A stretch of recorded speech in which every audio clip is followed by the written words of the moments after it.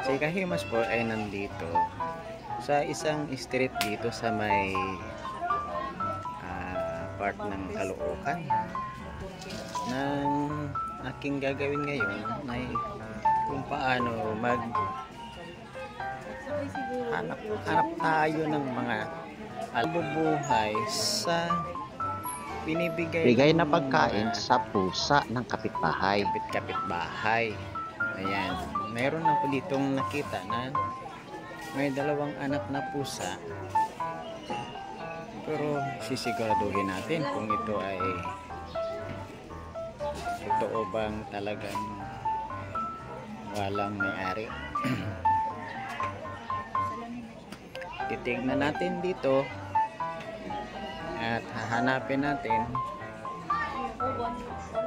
kung saan nakatira ang mga ito. May anak pa naman. Ayan, nandito ako sa isang street. Ayan, ayan, ang street na ito ay maraming kalat-kalat na mga pusa. Ang una kong nakita ay ito. Oh, tingnan mo naman po. Sobrang sweet naman ng mga mag-iina na pusa na ito. At kulay orange ang tawag sa isa. Ang isa naman ay de colores. Ayan naman ang nanay niya. Ayan po.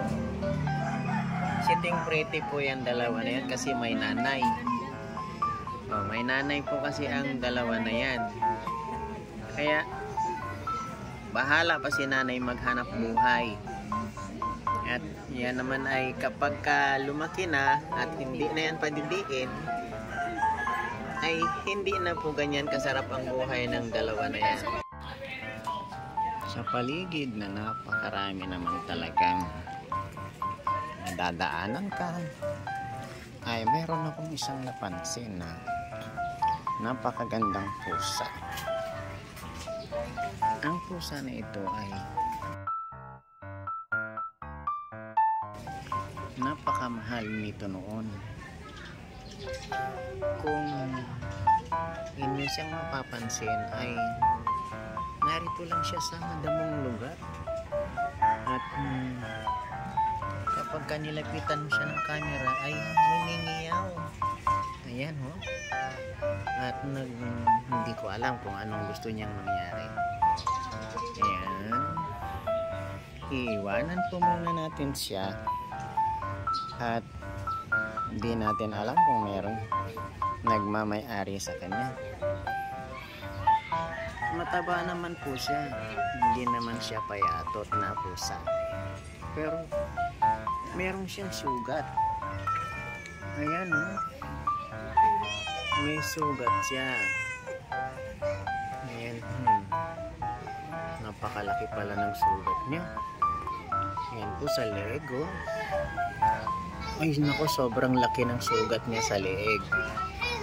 Ayan, kaya pala siya ay nandito lang at pakalat-kalat na lang dito. Nako, kailangan yan ha. Malaman natin kung ano ang kailangan ng maliit na pusa na yan. At meron pa dito, masasalubong tayo. Ito rin po ay isang pakalat-kalat na pusa. Ayan o. Ayan ang isa sa pakalat-kalat na pusa. Umiiwas. Umiiwas siya. Hindi niya gusto na makita siya sa camera. Meron na naman po ditong isang pusa. Ito po. Nakakita na naman ako ng isang pusa dito. Ayan. Ang pusa po na ito ay malaki din. Pero sobrang tumutulo po ang kanyang sipon. Sinisipon po itong pusa na ito. Ayan, tingnan nyo ang kanyang nguso. Tumutulo ang kanyang sipon. Pero nandito lang po siya sa may basurahan. Ayan, At hindi natin alam kung merong may-ari sa kanya. Nandito siya sa labas eh. Nasa labas po siya. Kaya naman andito lang siya, nagpapalamig siguro. Hindi natin alam, inuubos siya inuubo po yung pusa at ano naman ay ayan. Saan kayo galing? O ayan, may dumaan pong mga bata at ako ay kakilala ng mga bata na dumaan na yun. Ang pusa lang po ang aking sadya dito dahil ako ay maawain sa mga hayop. Yung init po ng panahon, yun ang nagpapalabas sa mga pusa sa mga lugar. Kaya naman ako tinitingnan ko rin para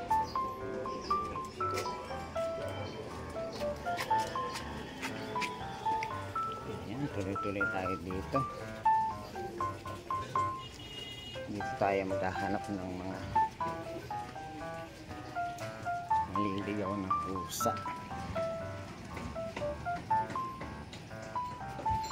Maraming pusa dito kasi yung street kasi na ito ay hindi naman ito subdivision. Ayan. Tumigil ako dito, dalawang street kasi dito. Ito oh.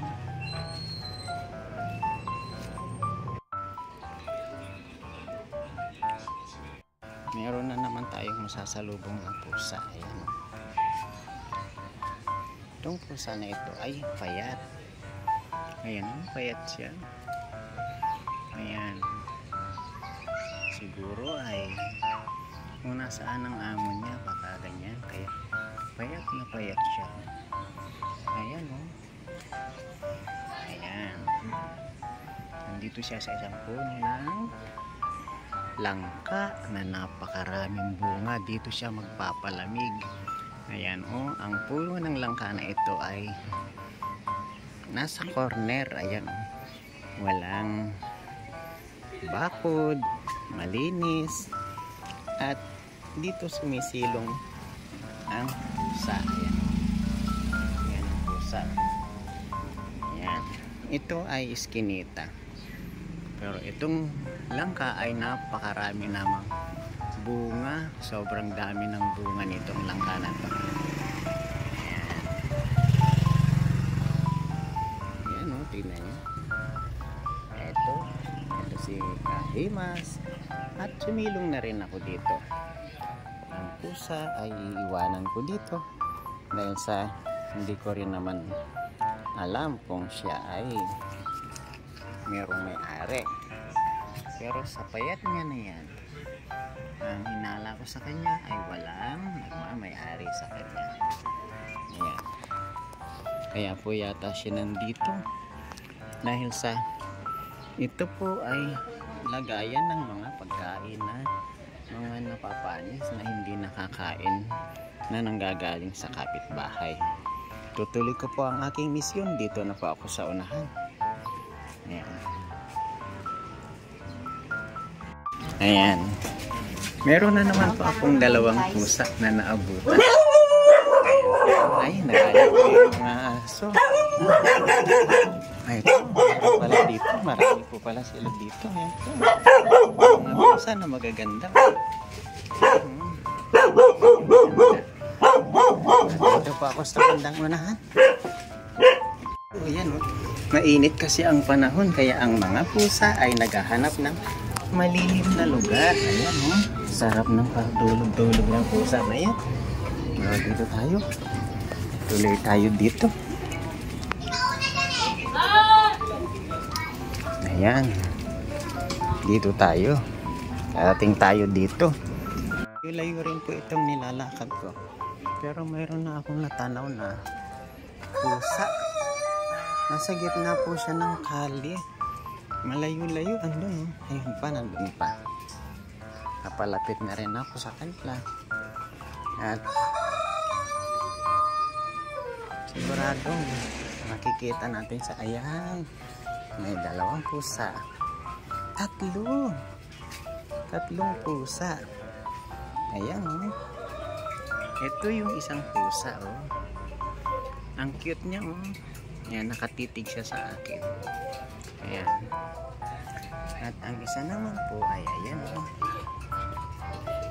Kumakain siya. Ayan, kumakain. Ayan, tumitig din po siya sa akin. Sige. At hintayin na lang natin na sila ay kumain ng kumain para mabusog. Ayan po. Busog na yung pusa. Nagtutuwa ako sa mga pusa na kumakain. Ay, marami pala doon. At meron nagpakain sa kanila. Ayun pa po, meron pang dalawa doon na kumakain ng pusa. Ayan o. Ang mga buto-buto ay inuubos nila yung mga natitirang laman, kaya matataba sila. Ayan. Pagka ganyan po nga, matataba nga po ang pusa. Ang isa dito ay busog na siya siguro. Wala na siyang pakialam at hindi na siya nakikiagaw.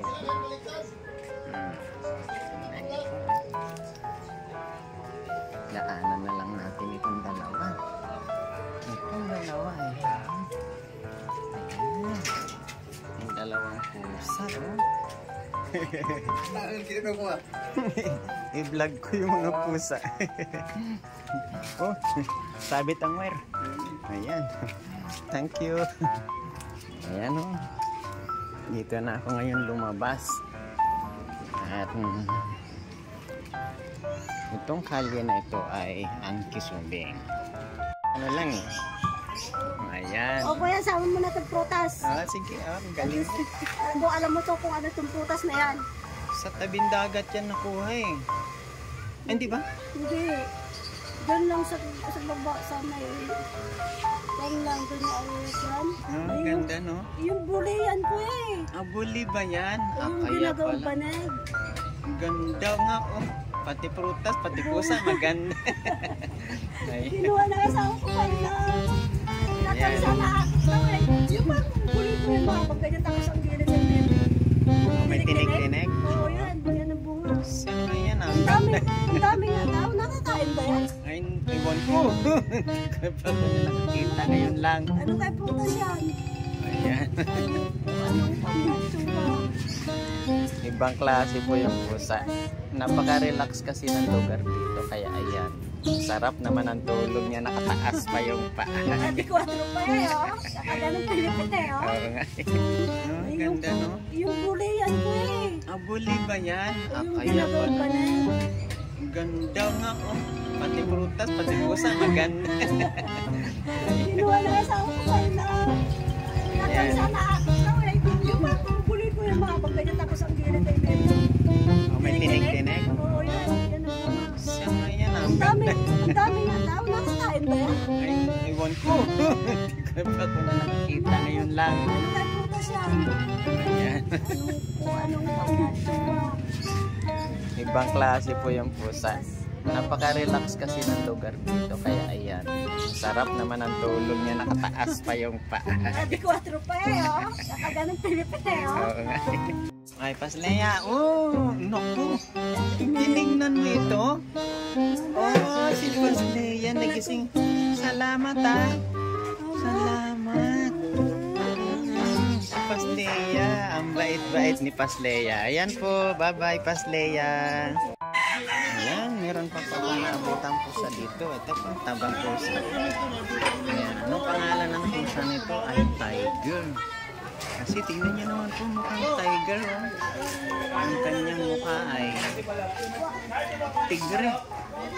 Pero bakit siya nandito? Kasi malamig po ang lugar na ito.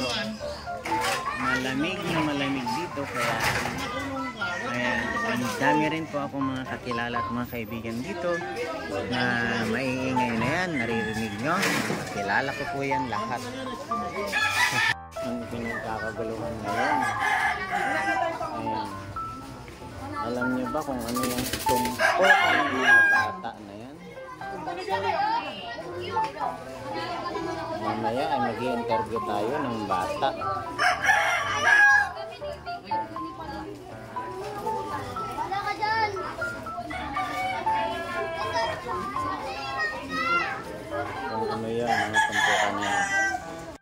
Dahil sa mainit ang panahon, oras ng laba-laba ngayon. Yan, mga tubig na yan, mga galing sa labayan. Pero tignan ko muna dito, meron ditong magandang pusa. Ito po. Ito yung pusa.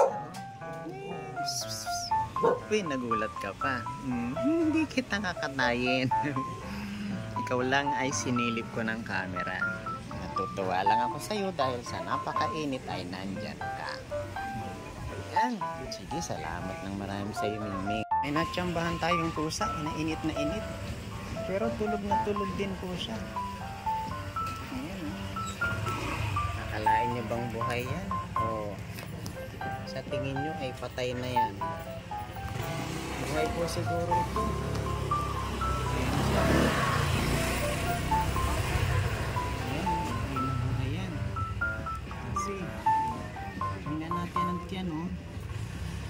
Humihinga naman po, di ba? Humihinga. Sobrang init po. Ayan, dito siya natulog sa ilalim ng sidecar. Ayan. Dito siya natulog sa ilalim ng sidecar. Ayan, tignan natin siya.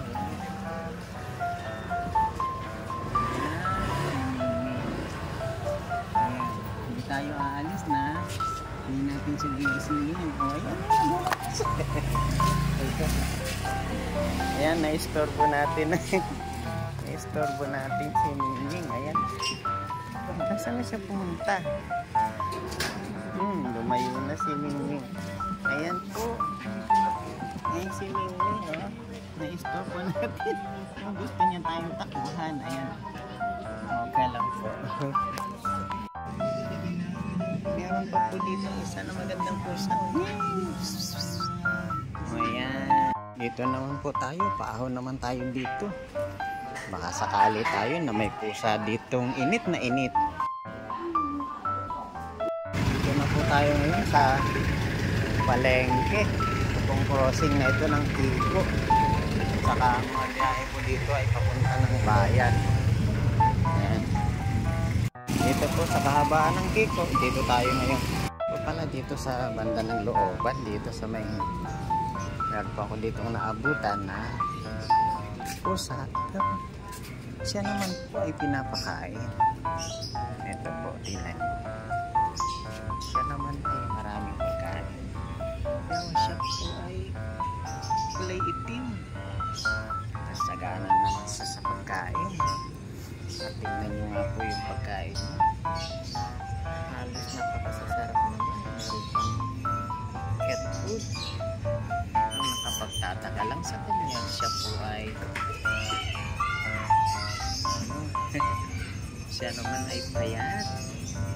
Tingnan nyo naman po, payat na payat ang pusa na yun. Nakakaawa naman po. Ang dami naman niyang pagkain pero payat siya. Tingnan nyo po. Ano kaya ang kulang sa kanya? Meron pong isang paparating. Ayan o. Na hindi ko alam kung buntis siya o siya ay gutom. Ay, buntis siguro. Kasi linampasan niya po yung kainan. Ayan siya, oh. Ayan po, ayan, lumingin. Hindi ko alam kung anong tawag yan sa kulay ng pusa na yan. Napakaganda naman ng kulay at parang napakakinis. Naghahanap pala siya ng tubig. Sa init po ng panahon, ang tubig talaga ang kailangan ng mga pusa. Sa kapal naman po kasi ng kanilang balahibo, ayan, ay talagang napakainit sa kanila ang panahon na ito.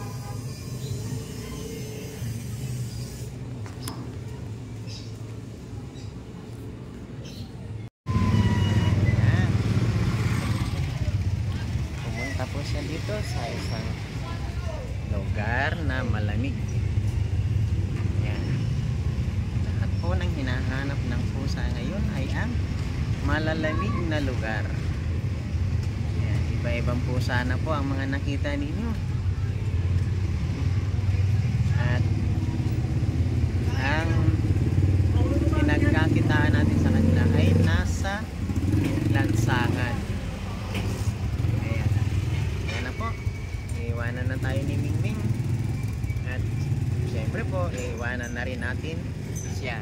Bye-bye, Ning. Bye-bye. Ito po, meron po tayo dito. Punta kami doon ng kape.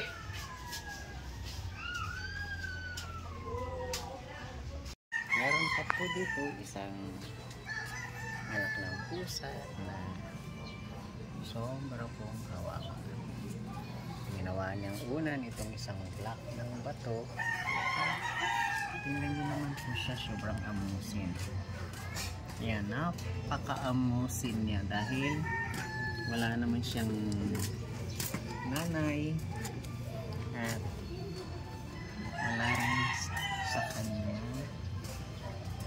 nag-aalaga sa ngayon. Nakikita ko lang siya na pinagpapasapasahan siya dito kung sino ang gustong humawak sa kanya. Tingnan niyo sa sobrang pagod. Ayan po ang nangyayari sa kanya. Pusa na walang nanay at walang amo. Ayan po ang kanyang kalagayan.